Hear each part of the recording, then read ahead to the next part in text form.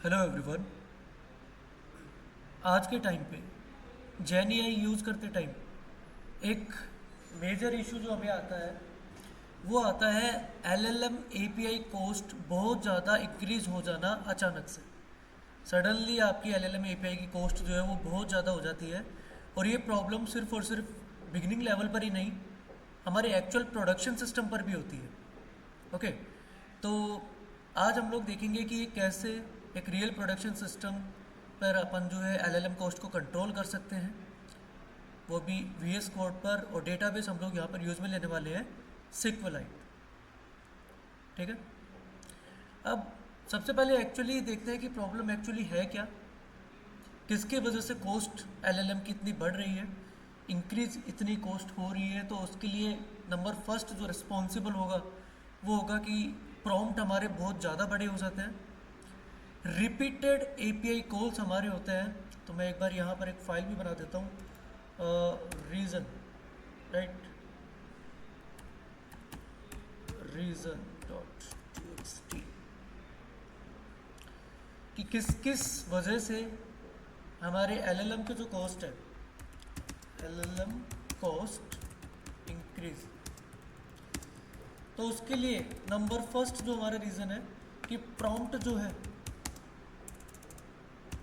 Prompt हमारे बहुत ज़्यादा लार्ज साइज में हम लोग प्रोवाइड कर रहे हैं। Second number, repeated API calls, मतलब कि सेम टाइप का क्वेश्चन अगर यूज़र ने पहले पूछ लिया है और अगर उसी क्वेश्चन के लिए दोबारा हम बार बार कॉल करा रहे हैं तो उससे भी उसकी कॉस्ट जो है वो इंक्रीज़ होगी। तो उस कंडीशन में हम क्या कर सकते हैं, यूज़र ने अगर एक बार क्वेश्चन पूछा तो उसकी स्टोरी, उसकी जो हिस्ट्री है उसको एक कैशे के अंदर अपन लोग स्टोर कर सकते हैं और वहाँ से सेम क्वेश्चन होने पर उसको रिटर्न कराएंगे, ना कि उसको वापस कॉल बैक कराएंगे। ठीक है, तो repeated API calls. Number third, token limit fix नहीं करना, नॉट फिक्स टोकन लिमिट। अगर हम लोग टोकन लिमिट फिक्स नहीं करेंगे तो यूज़र के क्वेश्चन के अकॉर्डिंग हमारा जो बॉट होगा या फिर हमारा जो भी जेन एआई का फीचर होगा वो उतने ही ज़्यादा टोकन जनरेट करेगा, उसके टोकन की कोई लिमिट नहीं होगी। और जितने टोकन्स होंगे उसी के अकॉर्डिंग हमारी प्राइस कैलकुलेट होती है। ठीक है, तो ये कुछ यहाँ पर अपने पास रीज़न है जिसकी वजह से हमारे एलएलएम की जो कॉस्ट है वो इंक्रीज़ होगी। अब इस कॉस्ट को इंक्रीज होने के लिए अपन इसको रिजोल्व कैसे कर सकते हैं, इस इशू को, issue resolution. Number first, we can perform token tracking. Okay, then we can perform cost calculation. Now next, we can set user wise limit. Next, we can store our information in caching. Next, we have a SQLite database for SQLite DB for audit the logs. ठीक है, तो ये सारे के सारे हम लोग solutions के लिए जो है यूज़ में ले सकते हैं। अब वन बाय वन अपना सिनेरियो होगा क्या, तो मैं एक ऐप के नाम से एक फ़ोल्डर बनाऊंगा और इस फोल्डर के अंदर वन बाय वन जो जो फाइल्स मेरे को यूज़ में लेनी है वहाँ से अपना काम स्टार्ट करूँगा। तो ये देखो, सबसे पहले तो इस ऐप फोल्डर को भी मैं क्लोज़ करता हूँ, डेटाबेस को भी मैंने क्लोज़ कर दिया। अब देखो, किसी भी एप्लीकेशन को अगर अपन को स्टार्ट करना है तो उसके लिए अपन को एक रिक्वायरमेंट्स बनानी होती है। तो मैं अपने एलएलएम को टेस्टिंग करने के लिए फास्ट एपीआई सर्वर को यूज़ में लूँगा, उसको चलाने के लिए यूवीकॉन को, और सीक्रेट क्रेडेंशियल को मेन फाइल तक लोड कराने के लिए python.env को यूज़ में लूँगा, टोकन्स कैलकुलेट करने के लिए टिक टोकन, और डेटाबेस को यूज़ में लेने के लिए सिक्वलाइट मैं यहाँ पे यूज़ में ले रहा हूँ। ठीक है, अब इस रिक्वायरमेंट को इंस्टॉल करने के लिए जो कमांड होती है वही uv-r requirements.txt। तो नेक्स्ट विल बी कि मैं एक ऐप के नाम से एक फ़ोल्डर बनाऊंगा और इस ऐप के नाम से जो मैंने फ़ोल्डर बनाया है इस ऐप फोल्डर के अंदर मैं यहाँ पे एक तो स्टेप बाय स्टेप लिख भी देता हूँ, create requirements.txt, और उसको रन करने के लिए uv add -r requirements.txt। अब एक ऐप के नाम से हमने फोल्डर बनाया, और इस ऐप के नाम से जो हमने फोल्डर बनाया, सबसे पहले हम लोग बात करेंगे config.py की। इस फाइल के अंदर हम कर क्या रहे हैं, हम इस फाइल के लिए सबसे पहले तो अपने सीक्रेट क्रेडेंशियल को यहाँ पर लोड करा रहे हैं, और दूसरी चीज़ यहाँ अपना जो मेन काम है वो ये डिफाइन करता है कि मैक्सिमम टोकन पर यूज़र कितना रहने वाला है, और पर 1000 टोकन का कॉस्ट यहाँ पर कितना होगा। तो ये कॉस्ट जो है ये जेमिनी के अकॉर्डिंग या ओपन एआई के अकॉर्डिंग, जिस टाइप का एलएलएम आप यूज़ में ले रहे हो, ग्रोक यूज़ में ले रहे हो, तो उसके अकॉर्डिंग ये कॉस्ट आप अपने यहाँ पर मैनुअली सेट करोगे। तो ये जो अपनी कॉन्फ़िगरेशन फाइल है, इसमें हम मैक्सिमम टोकन्स पर यूज़र और पर 1000 टोकन्स का कॉस्ट जो है वो कैलकुलेट करने के लिए एक सेपरेट फाइल हमने यहाँ पर क्रिएट कर दी है। Okay, now next second file हम लोग यहाँ पर बनाएंगे cache.py करके। अब इस फाइल का काम क्या होगा, ये फाइल हमारी कॉस्ट सेव करने का सबसे इम्पोर्टेंट पार्ट होगी। तो मतलब अगर सेम प्रॉम्प्ट यूज़र अगर बार बार रिपीट कर रहा है, मतलब एक यूज़र ने एक क्वेश्चन पूछा, उसी को 3rd नंबर पर या 4th नंबर पर बार बार अगर वो क्वेश्चन पूछ रहा है, तो हम लोगों ने एक डिक्शनरी के अंदर उसको स्टोर करा दिया यूज़र का क्वेश्चन, बॉट का रेस्पॉन्स। अब यूज़र अगर उस सेम क्वेश्चन को बार बार पूछ रहा है, तो मेरा जो एलएलएम है वो कॉल ना हो, वो मेरे कैशे में से ही इन्फॉर्मेशन को निकाल करके रिटर्न कर दे। ठीक है, तो इसलिए हमने एक cache.py के नाम से फाइल बनाई है, तो जिससे कि अगर सेम प्रॉम्प्ट रिपीट हो रहे हैं तो हमारा एलएलएम कॉल नहीं करे। फंक्शन एकदम सिंपल है, अपन एक ब्लैंक डिक्शनरी बनाई, यूजर अपना प्रॉम्प्ट देगा, बॉट अपना रिस्पॉन्स देगा। अब यूजर का प्रॉम्प्ट और बॉट का रिस्पॉन्स दोनों एक डिक्शनरी फॉर्मेट में स्टोर होंगे। अब यूजर का प्रॉम्प्ट अगर सेम टाइम रिपीट हो रहा है तो वो बॉट इस डिक्शनरी से उसका रिस्पॉन्स रिटर्न कर दे। ठीक है, now next file will be, next file अपनी llm_client.py। इसका काम क्या है, इस फाइल का काम है एलएलएम से बात करना। तो अभी हमने जैसे यहाँ पर जो डेमोस्ट्रेशन बना रखा है, उसमें हम लोग यहाँ पर अपने ओपन एआई या जेमिनी एआई का जो है इंटीग्रेशन कर सकते हैं, और यहीं पर अपना टोटल टोकन काउंट भी होता है कि भाई पर प्रॉम्प्ट के बेसिस पे अपने टोकन कितने कैलकुलेट होंगे। वो सारा काम यहाँ पर उस सारे काम के लिए हमने यहाँ पर llm_client.py के नाम से हमने यहाँ पर अपनी फाइल जो है वो क्रिएट की है। Now next is cost_tracker.py। इस फाइल का काम क्या है, सबसे पहले कॉन्फ़िगरेशन से ये पर 1000 यूज़र्स के जो है टोकन्स की लिमिट जो है वो लेकर के आएगा। हम एक डेटाबेस के नाम से एक फोल्डर बनाएंगे जिसके अंदर ऑटोमेटिकली ये फाइल ऑटोमेटिकली बन जाएगी users.db करके। जैसे हम अपने फास्ट एपीआई का सर्वर ऑन करेंगे तो users.db करके एक जो है डेटाबेस बन जाएगा। किसके अंदर, डेटाबेस फोल्डर के अंदर। मैं मेरा कनेक्शन को ऑन करूंगा। सबसे पहले मैंने अपना एक टेबल यहाँ पर बनाई जिसका नाम मैं यहाँ पर रख रहा हूँ यूजर्स करके। इसमें यूज़र, उसके टोकन और उसके कॉस्ट, इन 3 इन्फॉर्मेशन को मैं यहाँ पर स्टोर कर रहा हूँ। तो एक फंक्शन यहाँ पर बनाया मैंने लॉग यूजर्स करके। तो यूज़र ने कितने टोकन्स यूज़ में लिए उसकी इन्फॉर्मेशन मैं अपने डेटाबेस में सेव करा रहा हूँ। ठीक है, तो उसके लिए हमने बनाई cost_tracker.py file. Now next is limiter.py file. इसका काम क्या है, limiter.py फाइल जो है अपनी, ये फाइल कॉस्ट एक्सप्लोजन को रोकती है।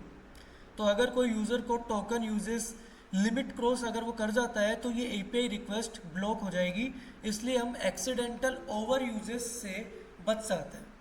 ठीक है, आई रिपीट, ये वाली जो हमारी limiter.py के नाम से जो फाइल है, ये ज़्यादा टोकन्स होने पर उसको ब्लॉक कर देगा ताकि हमारी कॉस्ट सेविंग जो है वो बनी रहे। तो उसके लिए हमने हमारे डेटाबेस को इंपोर्ट किया। ऐप फोल्डर के अंदर से जो हमारी config.py फाइल थी, वहाँ से मैक्सिमम टोकन पर यूजर्स की जो हमने लिमिट सेट की है उसको इंपोर्ट किया। डेटाबेस में से हम लोग users.database को यूज़ में ले रहे हैं। 1 by 1 यूज़र की क्वेरी को हम रन कर रहे हैं, उसके डेटा को फैच कर रहे हैं, और ओवरऑल इन्फॉर्मेशन हमारा क्या है कि उस लिमिट से ज़्यादा नहीं होना चाहिए। अगर होता है तो बोल दे token limit exceeded for user. ठीक है, अब नेक्स्ट काम क्या है अपना, हमने यहाँ पर बनाई main.py के नाम से एक फाइल हम लोग यहाँ पर क्रिएट कर रहे हैं, और ये अपने पूरे सिस्टम का एक एंट्री पॉइंट होगा। इसका काम क्या होगा, ये यहाँ पर अपना एक फास्ट एपीआई का एक एंड पॉइंट, सबसे पहले अपने फास्ट एपीआई को इनिशियलाइज किया। यहाँ पर हम लोग अपना एक एंड पॉइंट बनाएंगे, तो हमने एक स्लैश आस्क के नाम से एक अपना पोस्ट फंक्शन यहाँ पर अपनी एक राउटिंग यहाँ पर हम लोग क्रिएट कर रहे हैं। सबसे पहले करेगा क्या, सबसे पहले ये अपना रिमिट जो है उसको चेक करेगा। उसके बाद ये हमारे कैशे में से इंफॉर्मेशन को चेक करेगा। फिर उसके बाद ये हमारे एलएलएम को कॉल करेगा और उस इंफॉर्मेशन को एलएलएम को कॉल करने के बाद 1 बाय 1 उसका कॉस्ट निकालेगा। कॉस्ट निकालने के बाद उसको डेटाबेस के अंदर सेव करने का काम करेगा। ठीक है, और अगर सब कुछ सही होता है तो हमारा कोड चल जाएगा, अगर सही नहीं है तो हमको स्टेटस कोड देखने को मिलेगा। तो 1 बाय 1 हम लोग इसको रन कर सकते हैं। तो चलिए, आई थिंक कि मैंने इसको 2 बार यहाँ पर रन कर दिया है, तो मैं इसको हटा देता हूँ। Okay, done. अब सबसे पहले अपन को इसको टर्मिनल पर चलाना होगा। तो टर्मिनल पर चलाने के लिए मैं यहाँ पर मेरे सिस्टम के अंदर वर्चुअल एनवायरनमेंट को मैं एक्टिवेट करूँगा, और एक्टिवेट करने के बाद नंबर फर्स्ट यूवी कौन से फोल्डर के अंदर है ये फाइल, ऐप फोल्डर के अंदर। फाइल का नेम क्या है, मेन, और उसके अंदर फास्ट एपीआई को हमने किससे इनिशियलाइज किया है, ऐप से, और उसको मैं यहाँ रिलोड करूँगा। ये रिलोड वाला जो सिस्टम है ये लोकल सिस्टम पे ठीक है, लेकिन इसको हम लोग प्रोडक्शन में यूज़ में नहीं लेते। अब यहाँ पे मेरे पास फास्ट एपीआई का एक यूआरएल आ गया है, मैं इसको क्लिक करूँगा और यहाँ से मैं जाऊँगा इसके डॉक्स पे।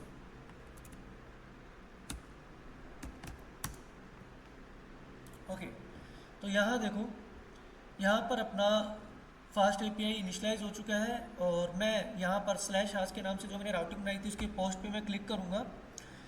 यहाँ पर मुझे कुछ, सबसे पहले मैं इसको ट्राई इट आउट करूँगा, और यहाँ मुझे कुछ चीज़ें यहाँ पे लिखनी होगी। जैसे मैंने लिख दिया यूज़र का नेम जो है वो राहुल है, और यूज़र का प्रॉम्प्ट है व्हाट इज़, मान लो कुछ भी हम लोग यहाँ पे डिस्कस कर लेते हैं, एमसीपी सर्वर। ठीक है, मान लो मैंने एक क्वेश्चन ये लिखा और अब मैं इसको एग्जीक्यूट कर रहा हूँ। तो इसने मुझे बताया कि मेरा जो रेस्पॉन्स आया उसमें टोटल टोकन्स कितने यूज़ में लिए गए और मेरे टोटल टोकन्स की कॉस्ट कितनी आई। ठीक है, इसने हमें प्रॉपर अपना ये रेस्पॉन्स जो है वो रिटर्न किया है।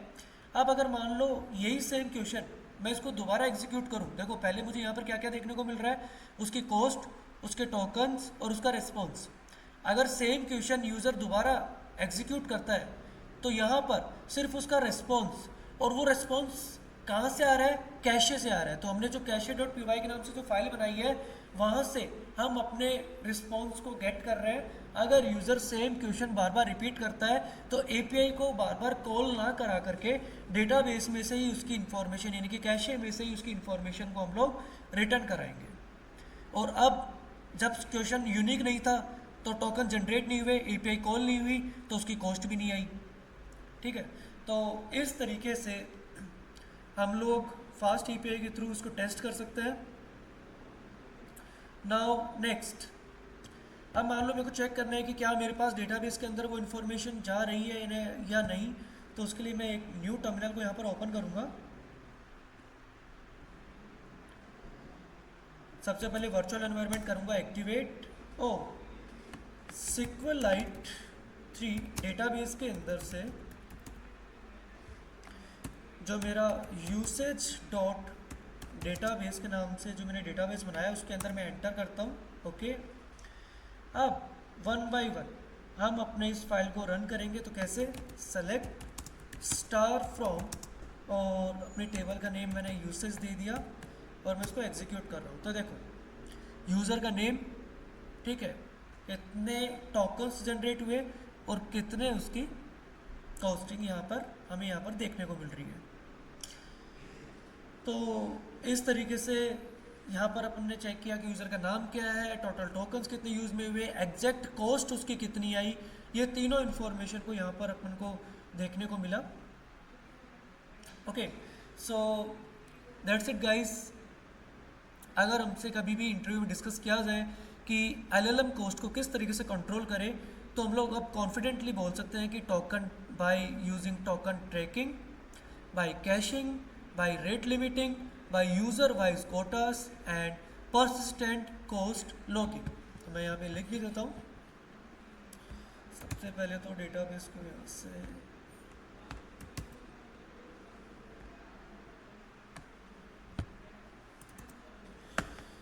so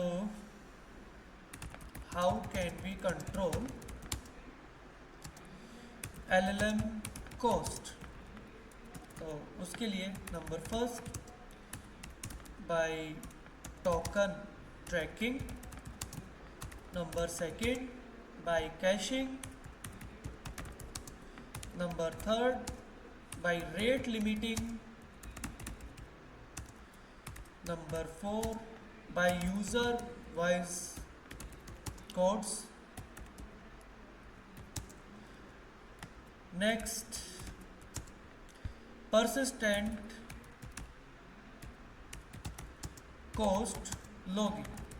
ठीक है, तो इन तरीके से हम लोग अपने LLM की जो कॉस्ट है उसको कंट्रोल कर सकते हैं। So that's it guys. आज हमने देखा कि LLM कॉस्ट अगर सडनली इंक्रीज हो जाए तो उसको हम लोग किस किस तरीके से हैंडल कर सकते हैं। Okay guys, thank you so much.